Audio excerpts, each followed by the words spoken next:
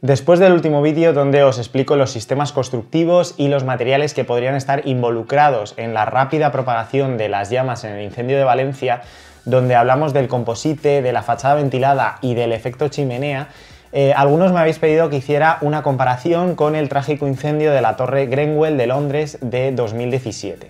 Lo he estado analizando y efectivamente hay bastantes similitudes, pero también hay algunas diferencias que vamos a comentar.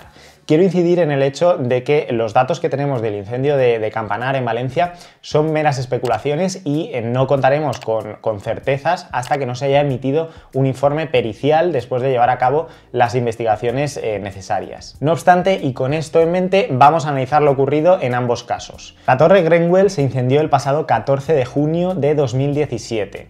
Pero no estamos hablando de un edificio de principios de los 2000, como en el caso de Campanar. Esta torre se diseñó en 1967 en estilo brutalista.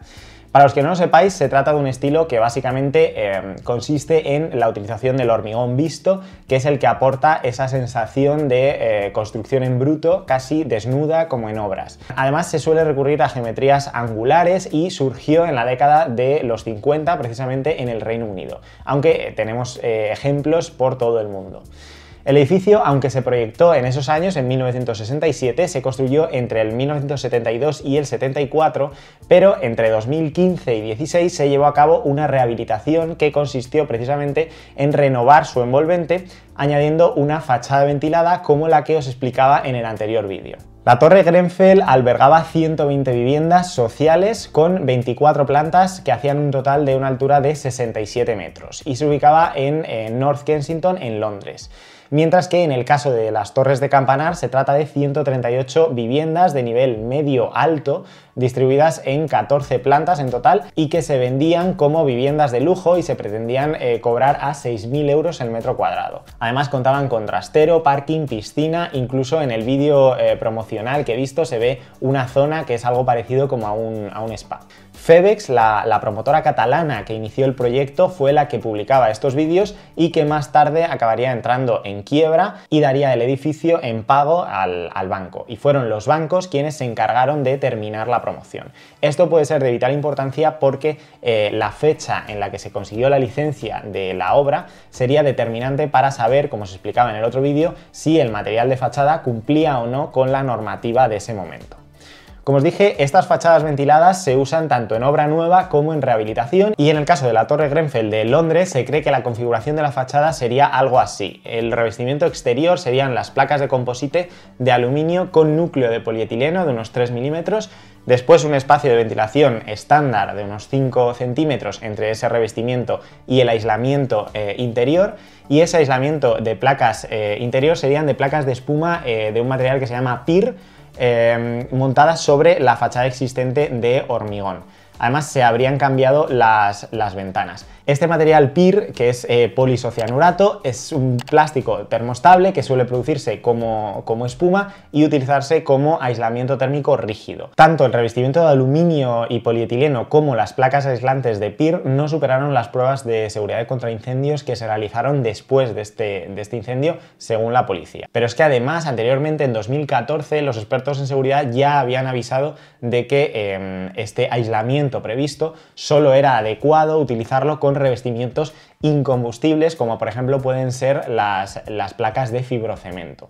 Además, este aislante PIR, concretamente era el Celotex RS5000, al arder desprendía humos tóxicos de cianuro. La investigación sobre las causas exactas de esta tragedia aún no han concluido, por lo que se conoce hasta la fecha se trató de un conjunto de diferentes causas: la gestión negligente del edificio por una parte, el fallo de los sistemas de aviso en la torre, la presencia de una sola escalera, un solo núcleo que además no estaba protegido, las instalaciones verticales sin protección a fuego, la ausencia de rociadores y, como elemento desencadenante, la elección de esos paneles de revestimiento y un aislamiento térmico exterior muy combustibles. La alta combustibilidad del revestimiento exterior, unida a la presencia de huecos, explica la rapidez con la que se propagó el fuego, tanto vertical como horizontalmente, a lo largo de todas las fachadas.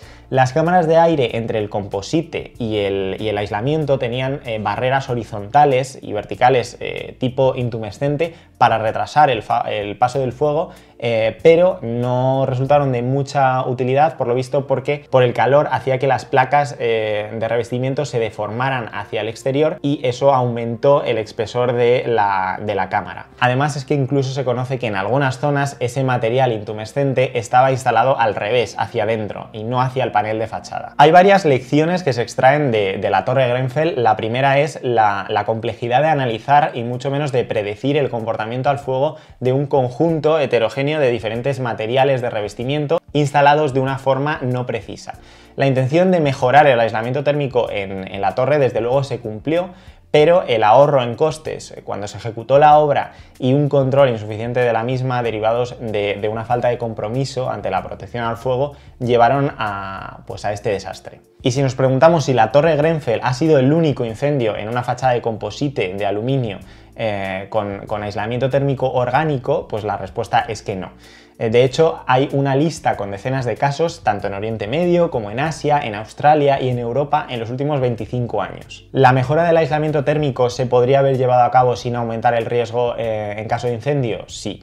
El tema es ¿por qué no se hizo? Pues por una mezcla de ahorro de costes y también de falta de responsabilidad de los entes públicos que llevaban este edificio, que como os digo era un edificio de vivienda social. ¿Lo estamos haciendo hoy mejor en la mayoría de nuestras obras? Pues desde luego la tragedia de la Torre Grenfell hizo que se revisara la normativa tanto en Reino Unido como en la Unión Europea, pero también tenemos el problema de los edificios que se construyeron con estos materiales antes de estos cambios de normativa. Desde luego lo que se sabe de la Torre Grenfell es que las obras de rehabilitación estuvieron sometidas a una presión de costes muy alta y en junio de 2017, el mismo año del suceso, se afirmó que el equipo de proyecto eligió un material de revestimiento más barato que le supuso un ahorro de unas casi 300.000 libras. En esta torre se comprobó que efectivamente ese efecto chimenea del que hablamos en las fachadas ventiladas hizo que el incendio se propagara muy rápidamente. En esa torre fallecieron ese día 72 personas y es que el incendio se produjo por un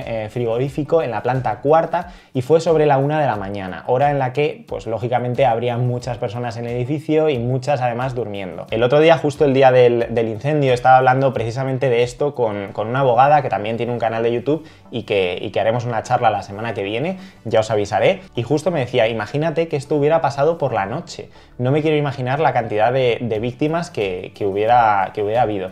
Y efectivamente en la Torre Grenfell ocurrió así. De hecho, por lo que he leído, había algunos habitantes del edificio, musulmanes, que además justo estaban en Ramadán y por eso a esa hora de la noche estaban despiertos y fueron los que pudieron avisar a mucha gente para que saliera. Si no, a lo mejor la catástrofe hubiera sido todavía mayor. En Campanar aún no sabemos exactamente cuál fue el origen del incendio. Se hablaba de un toldo, pero también he escuchado que podría haberse originado en el interior de una vivienda y el fuego haber salido hacia la terraza y desde ahí coger el toldo y ya pues todo lo que conocemos. En el caso de la Torre Grenfell sí que se conoce, como os he dicho, el incendio lo originó un frigorífico en la cuarta planta, imaginaos, tendió a subir y prácticamente tenía todas las plantas por encima.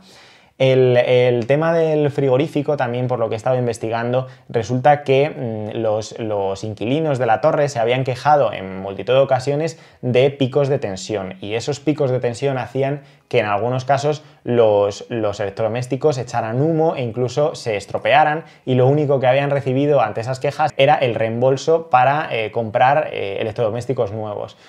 Sin embargo, pues se cree que pudo ser esa la causa de que el frigorífico, que por lo que se vio estaba en buen estado, pues que ese frigorífico empezara a arder y pues fuera el origen de esa catástrofe. También quiero comentar una diferencia con respecto al caso de Campanar en Valencia y es que muchos nos hemos preguntado por qué los bajos comerciales no ardieron. En este caso de la torre de Campanar son dos torres y tienen un bajo compartido, unos bajos comerciales. Se cree que fue por dos motivos. Lo primero porque había una planta, al parecer la planta que separa justo los bajos de las torres, que estaba completamente vacía y no tenía elementos de acabado. Y eso desde luego pudo actuar como cortafuegos porque al no tener elementos de acabado la estructura en sí es lo que más aguanta ante el fuego en un edificio. Y por otra, por supuesto, por la actuación de los bomberos. También el hecho de que el basamento de los locales fuese más grande que las torres hacía que no hubiese continuidad en la fachada. pero imaginaos lo que hubiera pasado si el fuego se extiende al concesionario de coches que había en la planta de abajo. Como dato final, también decir que la Torre Grenfell aún todavía no ha sido demolida y continúa tapada, que se tapó para no contaminar las pruebas durante la investigación, y desde luego, para vergüenza de todos los entes públicos, que en ese caso fallaron estrepitosamente, pues sigue en pie y me parece muy curioso. En el caso de Campanar, aún estamos muy lejos de saber qué ha ocurrido y de conocer todos los detalles. Ahora es momento de arropar a las víctimas y de hacer lo que esté en nuestra mano para, como sociedad, ayudar y desde luego investigar, buscar responsabilidades y finalmente poner todos los filtros que sean necesarios para reducir al máximo la posibilidad de que sucesos así pues vuelvan a ocurrir. Hasta aquí el vídeo de hoy, os leo en comentarios y nos vemos muy pronto en el siguiente vídeo.